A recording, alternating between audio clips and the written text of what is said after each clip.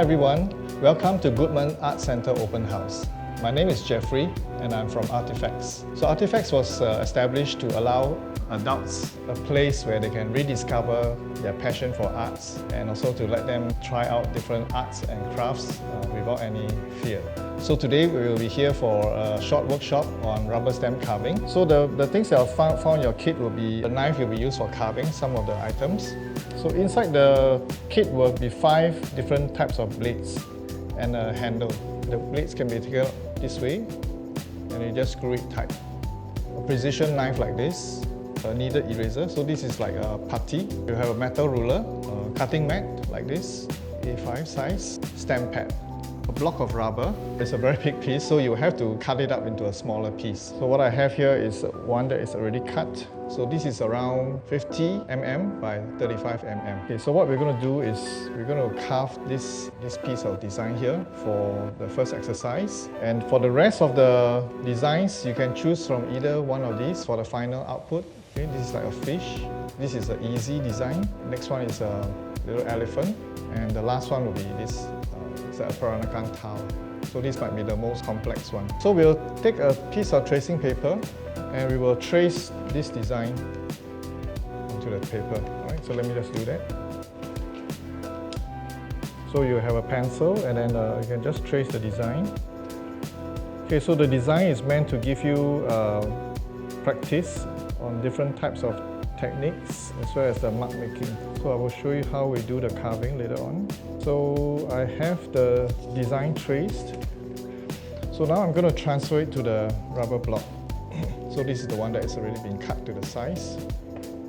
So what you want to do is to flip the design around, and I'm going to burnish it with the wooden stick to transfer the design onto the rubber.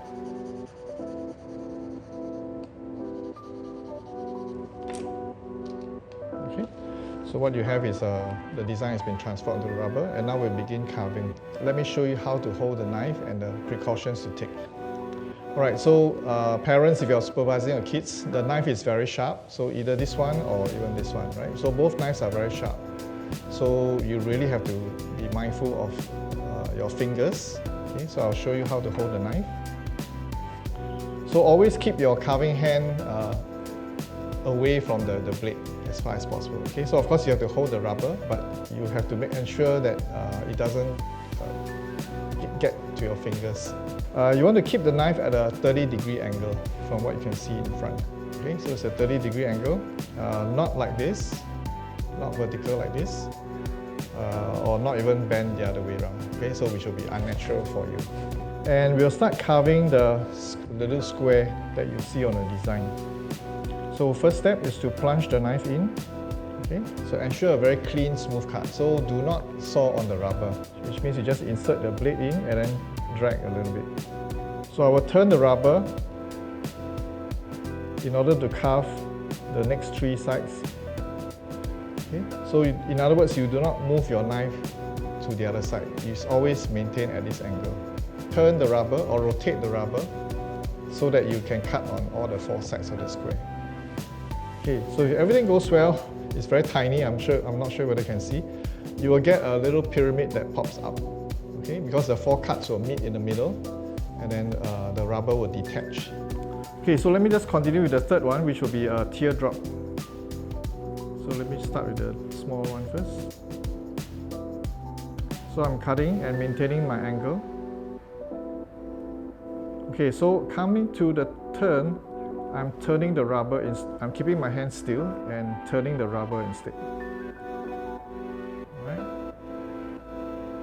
So the natural reflex for human is to turn your hand or move your body. Okay, so but you can keep it stationary.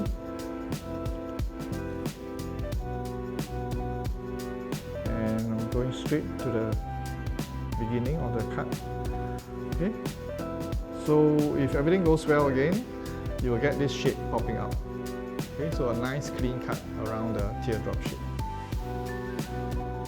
And the last one is a complicated one. So you can see 4 spikes and like an unusual shape. You want to think about how you want to solve this problem, right? Because it is not an ordinary cut. So I'm going to show you how to solve this problem. So we will probably cut this into a rectangle and then we cut the little triangles. Okay, so I'm going to start cutting. So cut the rectangle, so which means I'm dividing this shape into two parts. One is a rectangle, the other one 4 triangles. Okay, so make sure your cut is deep enough for this one.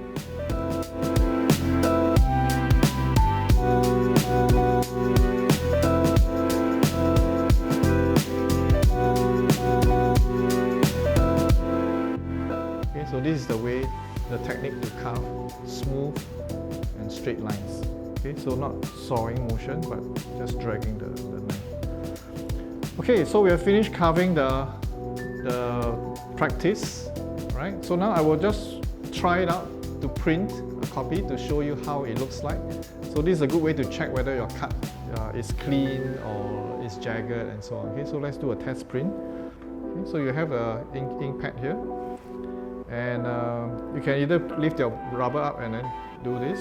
Okay, so you can see the design is being inked. Right? So now I will take the paper and just try the print out. Okay? So to print, you have to press hard and remove the rubber smoothly. So you can see the print is well, quite sharp. Okay? So if your cut is not well done, the edges will be jagged. We will try to carve one of the designs, which will be your final design, right? So let's look at the elephant, the cute little baby elephant. So the process will be similar to what you've done in the practice. You'll trace the design, transfer it to the rubber, and then you'll start carving.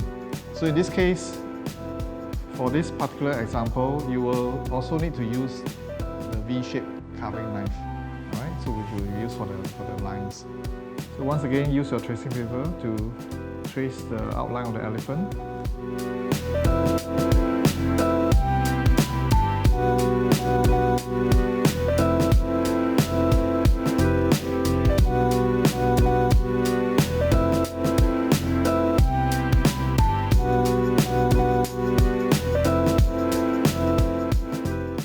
Alright, so I've got the tracing done. So remember, you have to flip the tracing over in order to burnish it or transfer it to the rubber. So for this elephant, we need a rubber around this size, so which is 50 mm by 50 mm. All right, so you have to cut it out from the bigger block to this size. Right? So once again, I can use the wooden stick to burnish it.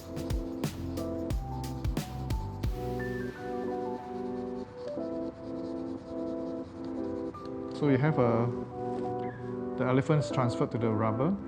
So we pick up the precision knife and begin with the triangular trunk, maybe. Okay.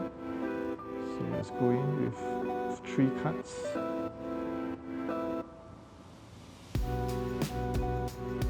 So 3 cuts for the triangular trunk. Again, you can pick up the triangle this way. The eyes will be a circle, so insert your knife and turn the rubber. So keep your carving hand stationary as far as possible, not moving. And next we have the little teardrops and heart shape, which will carve around it. So the heart is very delicate.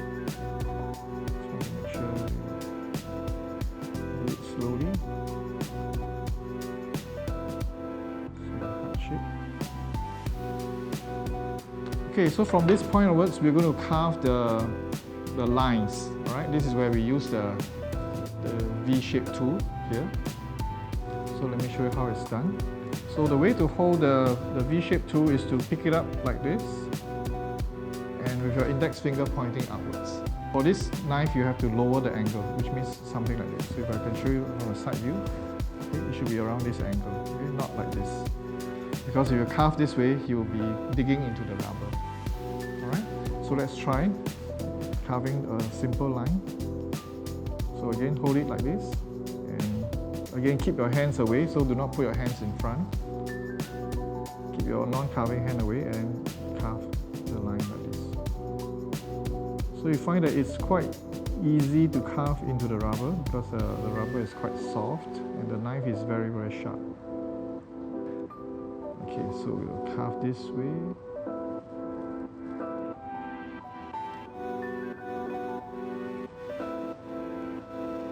Okay, so the nails of the toenails of the elephant is a bit tricky, so we'll try our best to carve around it. It involves very, very tiny movements. So now we will carve the exterior of the elephant. We will cut off the excess and then go around it with the flat knife. So cut around the exterior, closer to the elephant.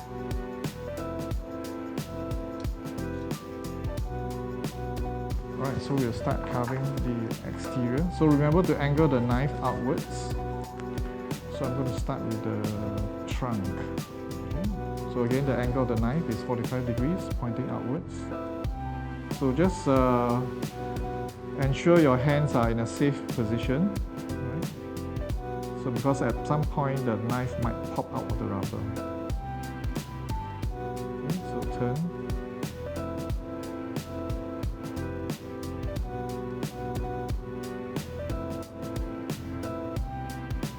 Exterior is done. It will be a two-step process. So we'll do the flat carving again. So again, go in with the knife. Let me just draw a line again. So the line will just help me maintain the depth of the cut.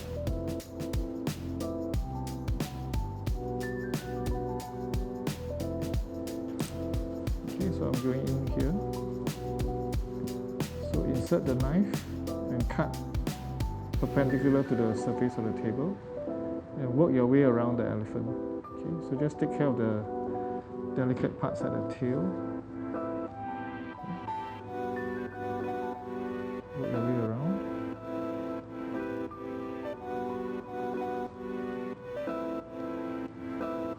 So the parts will come off like this, and we still have a little bit of rubber which is still stuck to the elephant. So like the tail, the area around the tail, underneath the belly and the trunk.